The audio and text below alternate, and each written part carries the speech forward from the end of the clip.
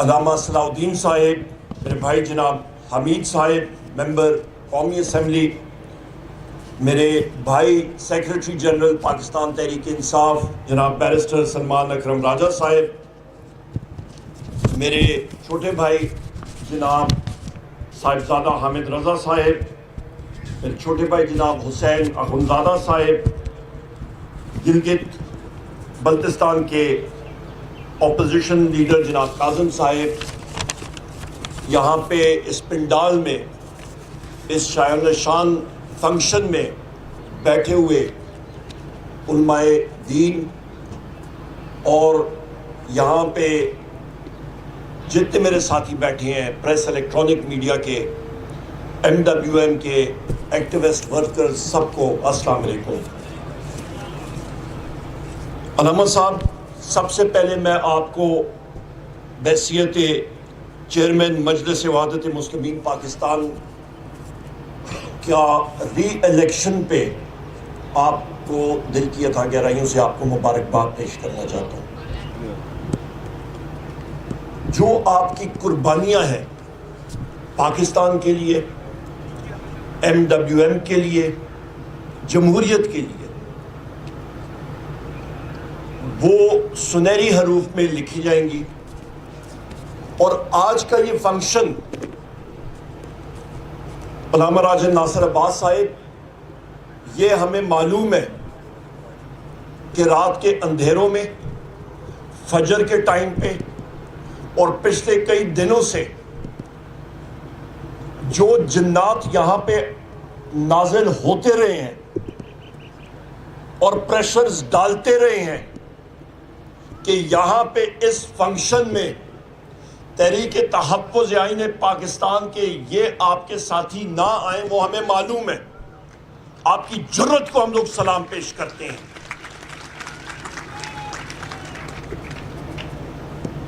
کہ آپ نے ان جنات کے لیے جو تعویذ رکھا وہ مؤثر ثابت ہوا اور ان کو بھگا دیا. یہاں پہ میں یہ بھی کہتا چلوں کہ آج کا جو موضوع ہے استحکام پاکستان کے حوالے سے, تو حضرات مختصراً میں بات کروں گا. استحکام پاکستان کاش آج یہاں پہ اس ملک میں مملکت خداداد پاکستان میں ہوتا, تو آج میرا محبوب قائد وزیر اعظم عمران خان صاحب جیل میں نہ ہوتا, بشریٰ بی بی صاحبہ جیل میں نہ ہوتی, شاہ محمود قریشی صاحب جیل میں نہ ہوتے, ڈاکٹر یاسمین راشد صاحبہ جیل میں نہ ہوتی, میاں محمود رشید صاحب جیل میں نہ ہوتے, سینیٹر اعجاز چودھری صاحب جیل میں نہ ہوتے, سابق گورنر جناب عمر چیمہ صاحب جیل میں نہ ہوتے, حسان نیازی صاحب بیرسٹر صاحب جیل میں نہ ہوتے, سالار خان کاکڑ صاحب جیل میں نہ ہوتے, اور گزشتہ کل کے دن ہمارے دو ساتھی, ہماری بہن عالیہ حمزہ صاحبہ کو گرفتار نہ کیا ہوتا, صادام خان ترین صاحب کو بلوچستان میں کل گرفتار نہ کیا ہوتا, یا پاکستان میں استحکام ہوتا. پر بدقسمتی کے ساتھ جہاں پہ بات ہوتی ہے کہ پاکستان کو ہارڈ سٹیٹ ہونا چاہیے, تو پاکستان میں جب استحکام نہیں ہے, پاکستان میں رول آف لا نہیں ہے, تو پاکستان ہارڈ سٹیٹ بن ہی نہیں سکتا. اور اس کی بنیادی وجوہات کہ آپ کو ایک مضبوط ریاست بننے کے لیے کیا چیزیں چاہیے, اور ریاست کے اوپر بھی میں آتا ہوں. ایک مضبوط ملک جس کی سرحدیں بھی مستحکم ہوں, اس کے لیے کئی ضروریات ہوتی ہیں.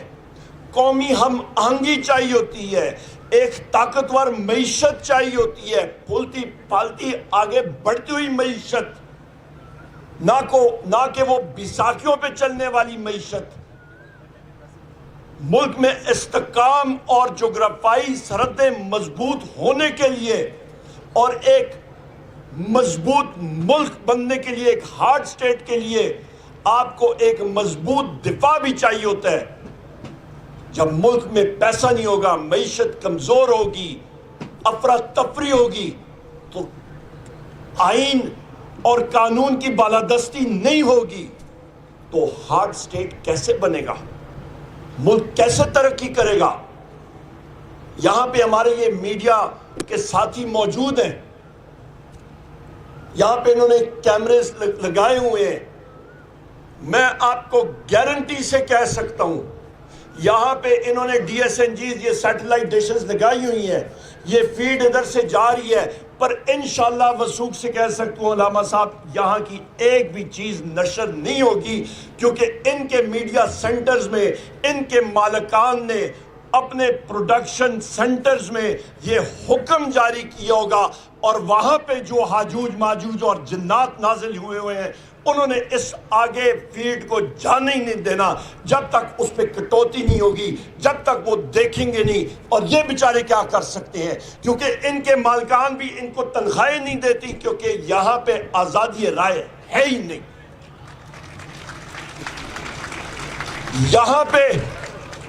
یہاں پہ یہ کڑوا سچ ہم لوگ جب بولتے ہیں تو ایف آئی آریں ہوتی ہیں، ایف آئی آریں کر دیں، سر بھی کٹ جائے، پر ہم لوگ وزیر اعظم عمران خان صاحب کے سپاہی انشاءاللہ تعالیٰ سچ بولتے رہیں گے، پاکستان کے لیے بولتے رہیں گے، اسلام کے لیے سچ بولیں گے۔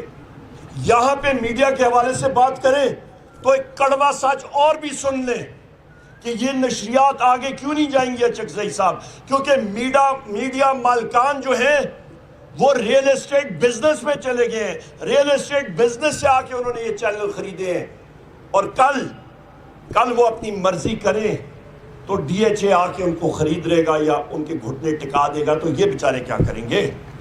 یہ حقائق آپ کو ذہن میں رکھنے چاہیے۔ بسرا صاحب ہنس رہے ہیں، ان کو معلوم ہے وہ میڈیا کے ساتھ ڈیل کر چکے ہیں۔ یہاں پہ جناب والا اور میرے میڈیا کے ساتھی بھی ہنس کے سار ہلا رہے کہ اوکھا کام کر دیتا ہے عمر ایوب نے آج۔ یہاں پہ جناب میں آپ کو یہ بھی بات کرتا چلوں کہ ریاست کی بات آتی ہے، ریاست کی ڈیفینیشن تشریح کیا ہے؟ ہمیں کہا جاتا ہے 9 مئی ریاست کے خلاف۔ او بھائی پہلے ڈیفینیشن تو پڑھ لو بھائی جان۔ آرٹیکل 7 آئین پاکستان کا واضح طور پہ وہاں پہ ریاست کی تشریح کی ہوئی ہے، اور وہ میں آپ کے سامنے رکھ دیتا ہوں۔ ریاست کہتے ہیں مجلس شورا، سینٹ۔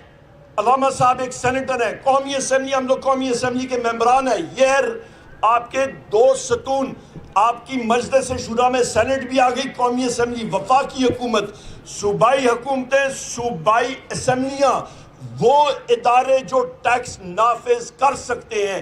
آپ کی تحصیل، میونسپل ایڈمنسٹریشن، میونسپل کوآپریشن جو کہ ٹیکس عائد کر سکتی ہے، وہ ریاست کا حصہ ہے۔ آپ کا کسٹم، رینجر، پولیس، مسلح فوج، انٹیلیجنس ایجنسیاں، یہ سب کی سب حضرات ریاست کے کیا ہیں؟ اوزار ہیں۔ پر مسئلہ یہی ہے کہ ایک گھر ہو، وہاں پہ چوکیدار ہو اور مالک مکان ہو اور گھر کے باقی افراد ہوں، اور چوکیدار اٹھ کے کہے کہ کیونکہ میرے پاس ڈانگ سوٹا ہے تو بجلی کا بل بھی میں لے لوں گا، گیس کا بل بھی میری مرضی سے ہوگا، آپ کا کچن بھی میری مرضی سے چلے گا، اور مالک مکان بھی میں ہوں گا، تو تب مسئلہ بن جاتا ہے ریاست کی ڈیفینیشن، اور آئین اور قانون نہیں چلتا۔ یہ وہ وجوہات ہے حضرات کہ آرٹیکل 7 کی دھجیاں اڑا دی گئی ہیں، اور جب ہم لوگ بتاتے ہیں تو پھر نشریات کاٹی جاتی ہے، اور مولانا کوثر نیازی صاحب کی کتاب اور لائن کٹ گئی، وہ پھر انسان کو یاد آتی ہے۔ یہ وہ تلخ حقائق ہیں۔ یہاں پہ میں یہ بھی کہتا چلوں کہ قومی ہم آہنگی کے بارے میں بات کریں۔ بلوچستان میں پچھلے سال ہم لوگ سارے گئے تھے، محمود خان چکزئی صاحب کا ایک شان و شان ایک فنکشن تھا پشین پہ، اور اس کے بعد ہم لوگ چمن بارڈر پہ گئے، وہاں پہ ہمارا ایک بہت بڑا اجتماع ہوا تھا۔ وہاں کے لوگ جنہوں نے وہاں پہ پڑاؤ ڈالا ہوا تھا، ان کا احتجاج تھا، وہاں پہ ہم لوگوں نے خطاب کیا۔ بلوچستان میں مسئلہ کیا ہے؟ بلوچستان کے لوگوں کا دو ان کی ضروریات ہیں۔ وہ کہتے ہیں کہ مسنگ پرسنز کا خدا را یہ پکھنڈ ختم کرے، جس کو مرضی رات کو اندھیرے میں اٹھا لیتے ہیں اور کبھی اس کی شناخت بھی نہیں ہوتی، اس کی میت بھی نظر نہیں آتی۔ اور دوسری چیز، ہمارے جو وسائل ہیں اس کے اوپر ہمیں کوئی حق دے دیں۔ اس پہ کون سی ناجائز چیز ہے؟ اس پہ کون سی ایسی مشکل وہ ڈیمانڈز ہیں یہ؟ پر نہیں، جس کسی نے یہ دو چیزیں اٹھائیں اس کو لکھا گیا کہ اور اس کے اوپر آرڈر آ جاتا ہے کہ جی یہ ان پیٹریوٹک ہے، یہ پاکستان کا وفادار نہیں ہے۔ اس کے بعد آپ یہ دیکھیں کہ وہاں پہ اس وقت بھی ہمارے اس الائنس کے ساتھی سردار اختر جان مینگل صاحب، ان کے ساتھ ان کے ساتھی ساجد خان ترین صاحب اور باقی ہمارے ساتھی وہاں پہ، ان کو کس طرح روکی رکھا، کیوں روکی رکھا؟ مارنگ بلوچ صاحبہ کو اٹھا کے جیل میں ڈال دیا 3 MPO کے تحت۔ کیوں؟ کیونکہ وہ صرف اپنا حق کے بارے میں آواز اٹھاتے ہیں۔ یہ چیزیں اس طرح نہیں چل سکتی۔ سندھ کے بارے میں بات کرتے ہیں، سندھ کے اوپر بحیثیت لیڈر آف دی اپوزیشن قومی اسمبلی کے فلور پہ بات ہم نے کی کہ 7 فروری 2024 اگلے دن الیکشن، اور نگران حکومتیں ایکنے کی میٹنگ کر کے کہتی ہیں کہ یہ کنالز جو ہیں، یہ ہم لوگ اس کا پانی جو ہے یہ سندھ کا جو حصہ بنتا ہے یہ کاٹ کے ہم لوگ چولستان کے ریگستان میں دے دیں گے۔ اور CCI کا وہاں پہ کاؤنسل آف کامن انٹرسٹ کا لکھا ہوا ہے کہ اس کا فیصلہ ہوگا، پر وہ آج تک میٹنگ ہی نہیں ہوئی۔ آپ کا 8 فروری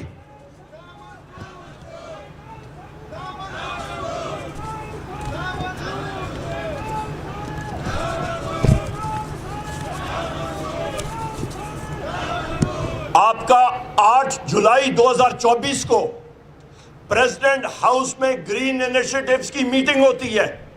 کسی کو شک شبہ ہے، وہ منٹس میرے پاس موجود ہیں، اس پہ کینالز کے بارے میں تشریح ہے، ساری چیزیں ہیں۔ اس پہ یہ بھی لکھا ہے کہ دریائے سندھ کا جو آپ کا سسٹم ہے جس سے آپ پانی ناپتے ہیں، اس میں تبدیلی، IRSA Indus river regulatory authority, اس پہ ترامیم، اور اس پہ دستخط کون کرتا ہے؟ آصف علی زرداری۔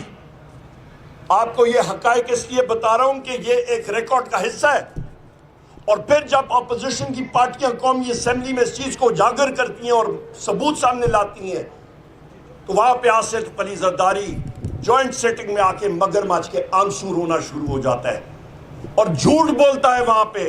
اور پیپلز پارٹی کے جتنے ان کے لیڈران ہیں وہ سارے کے سارے جھوٹ بول رہے ہیں اس وقت کہ جی ہم لوگ اس کا دفاع کریں گے۔ او بھائی، تمہارے آصف علی زرداری نے تو سندھ کا پانی پہلے ہی بیچ دیا، تو پھر پیچھے ابھی کیا ہے؟ اور مسلم لیگ نون کے وزراء بھی اس چیز کی تصدیق کرتے ہیں، وہ کہتی ہیں انہوں نے بیچا ہے، ہمیں معلوم ہے، وہ دستاویزات ہم نے دکھائے ہیں۔ یہ حقائق ہیں۔ اس وقت آپ یہ دیکھیں، طوفان آ رہا ہے، میں بات ختم کرتا ہوں کہ آپ کا جناب والا یہ کہتے ہیں کہ ہم لوگ آپ کا جو تیل کی قیمتیں دنیا میں کم ہو گئی ہیں اس کا فائدہ عوام کو نہیں پہنچائیں گے۔ کیوں؟ کیونکہ ہم لوگ بلوچستان کی ترقی پہ خرچ کرنا چاہتے ہیں، یا پھر ہم لوگ بجلی کے بلوں میں اس کو استعمال کرنا چاہتے ہیں۔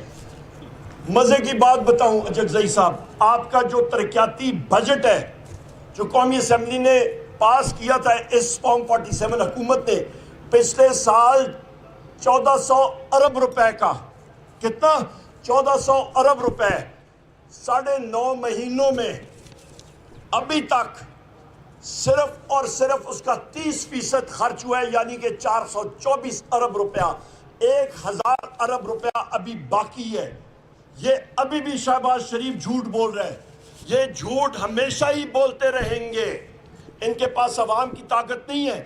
1000 ارب روپے موجود ہے، وہ بلوچستان کے لوگوں کے لیے، وہ جہاں پہ مرضی ترقی کے لیے وہ خرچ کر سکتے ہیں، پر نہیں، وہ رقم بھی ہیر پھیر، اور جو تیل کی قیمت دنیا میں کم ہو رہی ہے وہ بھی آپ سے گئی۔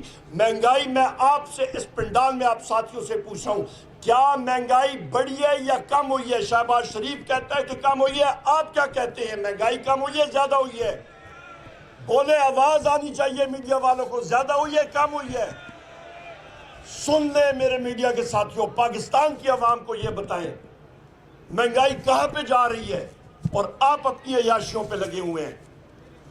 یہاں پہ یہ بھی کہتا چلوں کہ جعفر ایکسپریس ٹرین حادثہ ایک المناک واقعہ ہوا، پر وہ انٹیلیجنس فیلئر کی وجہ سے تھا۔ انٹیلیجنس کی 13-14 ایجنسیاں پاکستان میں ہیں، پر وہ اس چیز میں مصروف ہیں کہ وہ ویگو ڈالے اچکزئی خان صاحب کے پیچھے، جناب صاحبزادہ صاحب کے پیچھے، سیاسی لوگوں کے پیچھے، یہ میڈیا لوگوں کے پیچھے ہیں، اور دہشت گردوں کے خلاف وہ پیچھے نہیں جا رہے ہیں۔ جب یہ چیزیں ہوں گی تو ملک میں بدقسمتی کے ساتھ حضرات مشکلات پیدا ہوں گی۔ اور یہ بھی میں کہتا چلوں کہ اس وقت اس فارم 47 حکومت کے جو ممبران پارلیمنٹ ہیں، ان کی اس وقت عزت کیا ہے وہ بھی آپ کے سامنے رکھتا ہوں، کیونکہ عوام ہی ان کے ساتھ نہیں ہے۔ چند ہزار ووٹ، چند 100 ووٹ لے کے ان کے ہاتھ میں اس فارم 47 تھما دیا گیا ہے۔ اور یہ آپ کو کہتا چلوں کہ ایک ایم پی اے نے ایک پولیس اہلکار کو دھمکی دی کہ میں تمہاری ٹرانسفر کرا دوں گا، اور اس پولیس اہلکار نے کہا بھائی جاؤ، میں تمہیں ڈی نوٹیفائی کرا دوں گا۔ یہ ہے ان کی اوقات، یہ ہے حالات اس وقت۔ ہم لوگوں نے، خواتین و حضرات یہاں پہ جو آپ کے میڈیا کے ذریعے میں ابھی بات کر رہا ہوں، اور یہاں پہ حضرات موجود ہیں، ہم لوگوں نے ایک تہیہ کرنا ہے کہ پاکستان کو یا مضبوط ملک ہم نے بنانا ہے، تو جس رستے پہ تحریک تحفظ آئین پاکستان ہم لوگ ایک متحد فورس کی طرف آگے جا رہے ہیں، ہم نے اس پہ جانا ہے۔ یہ نہیں کہ آج پارلیمان کے اندر، قومی اسمبلی میں حجوج ماجوج اور جنات آ جائیں پچھلے سال اور ممبرز کو اٹھا کے لے جائیں، اور سپیکر اس پہ ایکشن نہ لے۔ 12 مارچ 2025 کو ہم اپوزیشن ممبرز نے ایک قرارداد پیش کی سندھ کے کنالز کے حوالے سے، کہ سندھ کے لوگوں کا اس میں مشورہ اور اجازت ہونی چاہیے۔ وہ قرارداد ہی قومی اسمبلی کے ریکارڈ سے غائب۔ اس کے بعد جنید اکبر خان صاحب نے کاٹلانگ ڈرون حملے کے حوالے سے بات کی، اس سپیچ کا ریکارڈ ہی قومی اسمبلی سے حجوج ماجوج نے غائب کر دیا۔ تو ایسے حالات اور واقعات میں حضرات، کوئی مضبوط ملک ترقی نہیں کر سکتا۔ لوگ ملک چھوڑ کے، نوجوانان 20 لاکھ سے زیادہ چلے گئے، 29 ارب ڈالر انہوں نے ایجنٹس کے ذریعے ملک سے بھیج دیا، اور یہاں پہ ہم لوگ آئی ایم ایف کے سامنے بھیک مانگ رہے ہیں۔ یہاں پہ اس کا آپ نے انشاءاللہ تعالیٰ تدارک کرنا ہے، اس تحریک کا حصہ بنیں گے۔ اور آخر میں میں پھر علامہ صاحب آپ کو اور آپ کے ساتھیوں کو مبارکباد پیش کرنا چاہتا ہوں۔